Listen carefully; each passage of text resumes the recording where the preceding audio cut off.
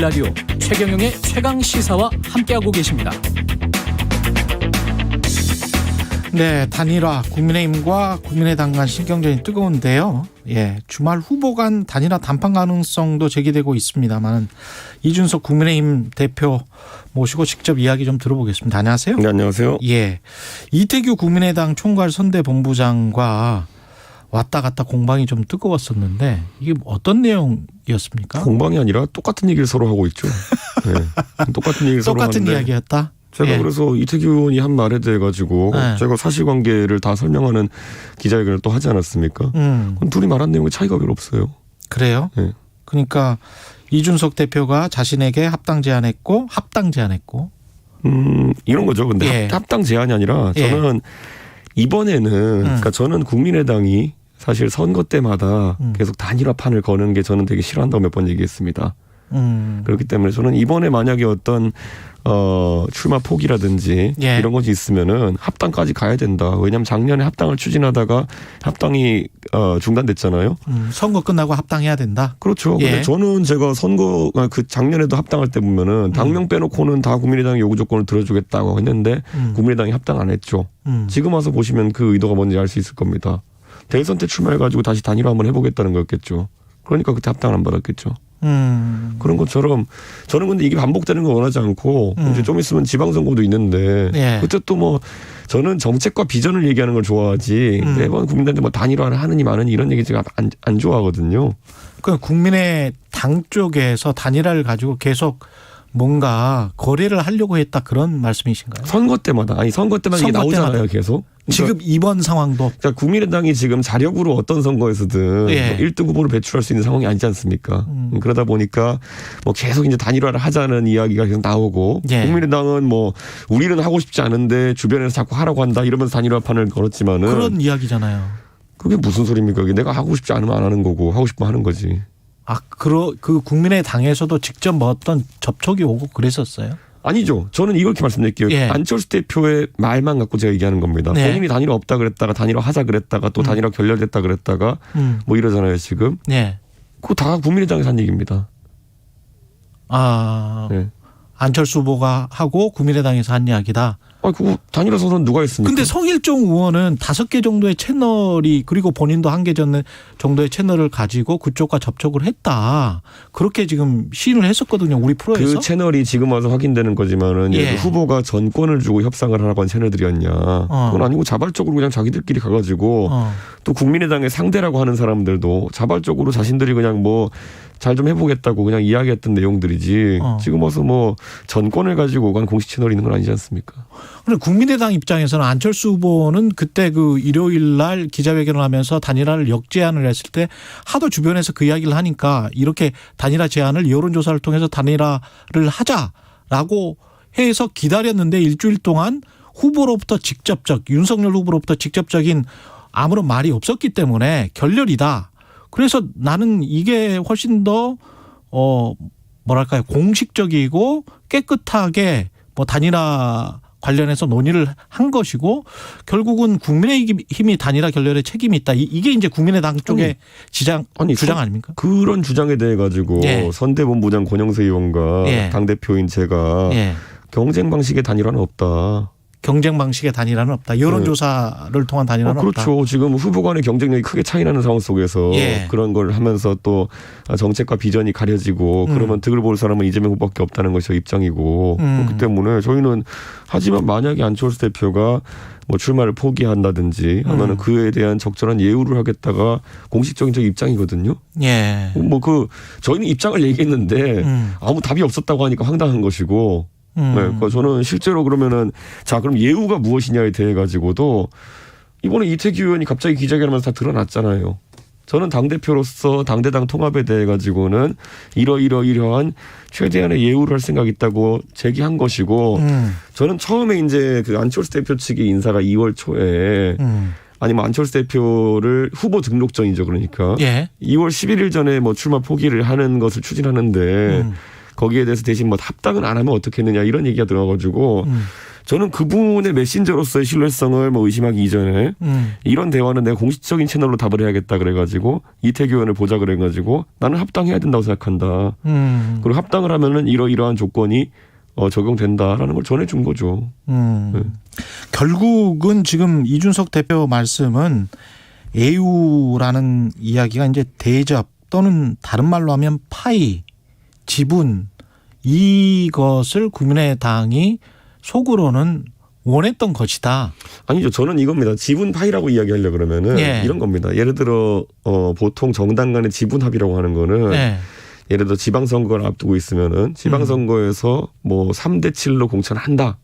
뭐 이런 거면 지분 합의죠. 예. 근데 그게 아니 제가 얘기했던 거는 우리가 당이 합당을 하게 되면은 여느 당의 합당 절차처럼 예전에 바른정당과 국민의당의 합당이나 아니면 뭐 미래통합당이 되면서 뭐 새로운 보수당과 자유한국당의 합당처럼 예. 당세에 걸맞게 당내 조직이나 기구에서 일정한 숫자의 예를 들어 조강특위라든지 아니면 공천심사위원회에서 국민의당 출신 인사들 참여해가지고 당무 결정에 역할할 수 있도록 하겠다.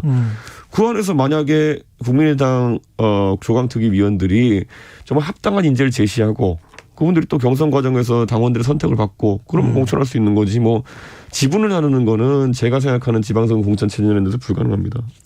그렇군요. 최근에 인터뷰에서 안 후보를 사퇴하게 하려는 배신자가 안 후보 측에 있다 이런 말씀을 하셨거든요. 배신자 저는 배신자는 단어 안 썼고요.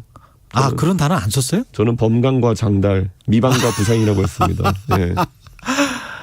그래요. 범강과 예. 장달이라는 말 그대로 쓸 수 없어서 언론에서 배신자라고 써서 한 거지. 예. 제가 봤을 땐 이거는 본인들의 위치가 좀 곤란한 상황 속에서 안철수 대표의 의중과 상관없이 안철수 대표의 의중과 상관없이 사퇴나 이런 걸 추진하는 사람들이 있는 것 같다라고 제가 국민의당이 오히려 알려준 거죠. 이건 국민의당 내부에 그런 사람이 있어요?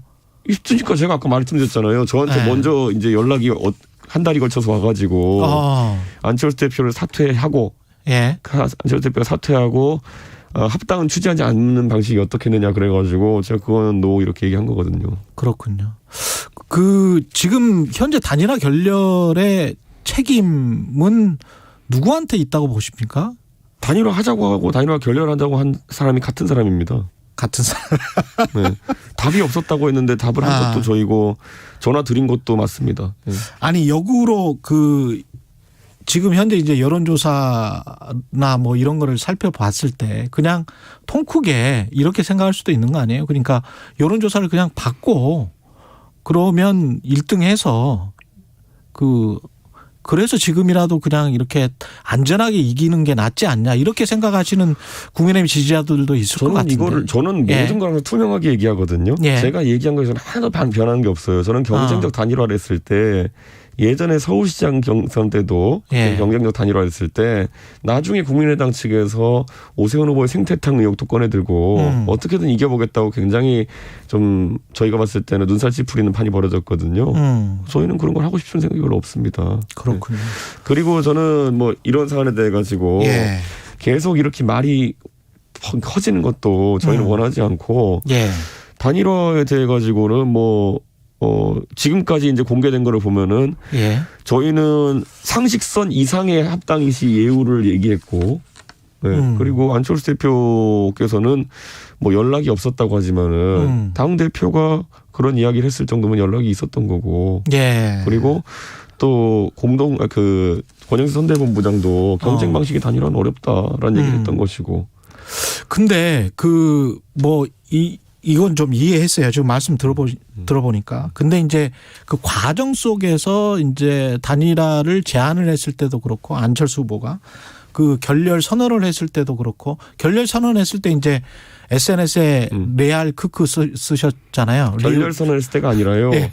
우리 후보를 비난했을 때 썼습니다. 비난했을 예, 때. 이게 아다르고 다른 건데 예. 안철수 대표가 부산 가가지고 많은 말을 쏟아내셨거든요. 예. 우리 후보에 대해 가지고 예. 적폐 교대까지 이야기했어요. 그러면 정도면은 저는 당 대표로서 당연한 반응을 한 겁니다. 단일화를 하고 안 하고는 본인이 선언하고 본인이 깨시는 건 자유인데요. 예. 우리 후보를 비판하는 것에 대해서는 당대표로서 그거는 묵과하면 안 되는 일입니다. 그렇군요. 제가 단일화 결렬했다고 그래야 크크라고 썼겠습니까? 단일화 결렬한다고 한 다음에 예. 우리 후보를 비방하면은 그거는 저희 입장에서 받아칠 수밖에 없는 거죠. 근데 이 밖에서 보기는 이제 단일화도 단일화고 앞으로 이제 정치도 정치기 때문에 그렇게 이제 좀 처음부터 끝까지 자극할 필요는 없지 않을까. 근데 이준석 대표가 좀 안철수 후보를 자극하는 측면이 있지 않나. 지금 언론에서 두서없이 예. 나가서 그런데요. 예. 모든 안철수 대표한테 비판에는 예. 선제 요건은 항상 국민의당 측에 먼저 선반응이었습니다. 그쪽이 먼저. 제 페이스북의 대원칙이 뭐냐면요. 예. 제 페이스북에는 항상 상대의 기사를 링크하고 거기에 대한 제 반응을 적습니다. 보통 이재명 후보가 이상한 공약 내시면 거기에 대해 그 링크 걸고 제가 대답변을 하거든요. 예. 그러니까 항상 상대의 그 기본적인 작용이 있어야지 반작용이 있는 거거든요. 그러니까 상대도 조롱 섞인 뭐가 있었기 때문에 내가. 조롱 정도가 아니라 저희 후보에게 적폐교대라고 했으면요. 예. 이건 싸우자는 거예요. 예. 그래서 나는 응절한 것뿐이다. 당연히 해야죠. 그거. 예. 그쪽에서 먼저 총을 쐈기 때문에.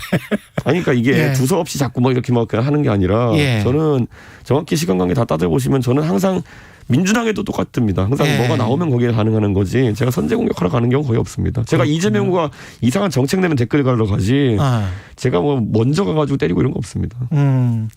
지금 주말 단판설은 좀 언론 보도가 나왔다가 지금은 좀 사그라지는 것 같은데 어떻게 보세요? 저는 단일화에 대해 가지고는 예. 우리 후보의 의중이 최우선이다 이렇게 얘기했습니다. 그러니까 제발 거강꾼들은 빠지라는 거고 지금 상황에서 저는 제가 당대표로서 이태규 의원과도 협상한 거는 합당에 대해 가지고는 우리가 이런 조건이다. 당연히 선거 일이니까 합당은 당대표의 권한이거든요. 예. 그거에 대해서만 얘기했을 뿐이지 예. 단일화에 대해서는 이태규 의원에 대해서도 한마디도 얘기한 거 없고 그래 당신들이 접는다는 얘기가 있으니까 대신 그리고 합당은 하지 말자는 얘기가 있으니까 내가 말한다. 이거였죠. 그러니까 우리 후보의 의중이라고 말씀하셨는데 안 그래도 유튜브에서 코스모스님이 윤석열 후보 본인이 단일화 의지가 전혀 없었던 거 아닌가요? 이런 말씀하셨는데 후보의 의중 자체가 그 여론조사를 통한 단일화는 뭐 싫다 이런 거였습니까? 그거는 저희 당 전체의 입장이 똑같습니다. 당 전체 입장이 다 똑같다. 알겠습니다. 그러면 뭐 김종인 전 위원장이 했던 그런 그 판단과 일치하는데 그 이후에 이제 같이 말했던 게 이재명 후보의 통합정부론에 대해서는 또 나라의 장래를 위해서 좋은 일 뭐 이러면서 좀 긍정적으로 평가를 했단 말이죠. 김종인 위원장은 저랑도 말씀하실 때도 예. 우리 윤석열 후보가 당선되어도 어떤 협치의 틀은 필요할 것이다. 예. 당장 그 대선 이후에 원구성부터 예. 굉장히 골치 아플 테니까 잘 대처해라라는 조언을 많이 해줬어요. 아무래도 우리 후보가 만약 대통령이 되면은 제가 또 이제 새로 선출되는 원내대표와 함께 하반기 국회 원구성을 놓고 협상에 대한 시점이 올 수도 있기 때문에 예. 뭐 그런 거에 대해 가지고 모든 걸 다 가지려고 하면 안 된다. 그렇기 때문에 협치의 대상을 잘 고려해서 이제 삼아야 된다 이렇게 했거든요. 예. 그런데 김종인 위원장이 그런 원론적인 말씀하셨는데 따지고 보면은 그게 저희한테 하신 말씀도 돼요. 왜냐하면은 100석과 180석 정당이 협치를 어떻게 하느냐가 굉장히 중요한 것이고 사실 170석, 180석 정당과 3석짜리 국민의당이 어떻게 협치한다는 건 사실 변수는 되지 못합니다. 그러니까 뭐 어느 당이 집권하든지 간에 그 협치의 틀을 구축하는 게 중요하다는 원론적인 말씀을 보시면 됩니다. 그런 의미에서 그 협치 근데 이제 이게 송영길 대표도 그렇고 이재명 후보도 그렇고 지금 선거 막판에 다당제 연합정치 구현을 위한 국민통합 정치개혁안 이걸 발표를 했단 말이죠. 이거는 정치적으로 봤을 때 어떤 의미라고 보세요? 정의당을 좀 꼬시고 싶은 게 아닌가 싶습니다. 속내는? 예. 예. 안철수 후보가 아니고? 정의당의 이제 심상정 그 후보가 예. 사실 안철수 대표가 지금 출마 포기를 하지 않는 상황 속에서는 예. 끝까지 완주할 가능성이 높습니다. 그렇죠. 네, 예. 그런 상황에서 그냥 제가 이건 그냥 제 느낌상 말하는 거면은 심상정 후보가 만약에 출마 포기를 하게 되면은 심상정 후보와 이재명 후보 간의 표는 거의 100% 그 합쳐질 겁니다. 시너지가 있을 것이다. 네, 예. 시너지까지는 모르겠지만 시너지까지는 모르겠지만 말 그대로 완전한 건 현찰입니다. 그냥 넘어갑니다. 현찰이다. 네, 왜냐하면 저는 심상정 후보를 지지하는 표가 저희 후보에게 넘어올 표는 많지 않다 봅니다. 예. 네, 그런데 반대로 안철수 후보 같은 경우에는 출마 포기를 하게 된다면은 거의 저는 반반 정도가 이제 갈라질 것이다 이렇게 보거든요. 예. 그런 상황 속에서 저는 민주당 같은 경우에는 안철수 후보의 출마 포기가 담보되지 않는 상황 속에서는 심상정 후보가 움직이지 않기 때문에 심상정 후보 측의 표를 어떻게든 흡수하려면은 예. 다당제 또는 연동형 비례대표제에 대한 불씨를 다시 키우기 이런 것들이 계속 나올 거로 보입니다. 마지막으로 판세 어떻게 보시는지 호남 지지율을 목표 지지율을 30%까지 끌어올리겠다 네. 이렇게 말씀하셨는데 판세 지금 어떻게 보십니까? 제가 호남에 계속 가면서 어제도 충장로에서 연설을 했거든요. 예. 많은 분들이 보시고 호남에서 연락이 오셨더라고요. 그걸 보고요. 그런데 광주에서 변화가 태동하고 있고요. 예. 2021년도에는 젊은 세대가 정치를 바꿔놓는 그런 주역이었다면은 2022년에는 대통령 선거에서 그리고 지방선거에서 호남이 아마 국민을 놀라게 할 그런 선거를 해주실 걸 기대합니다. 국민의힘 이준석 대표였습니다. 고맙습니다. 네, 감사합니다.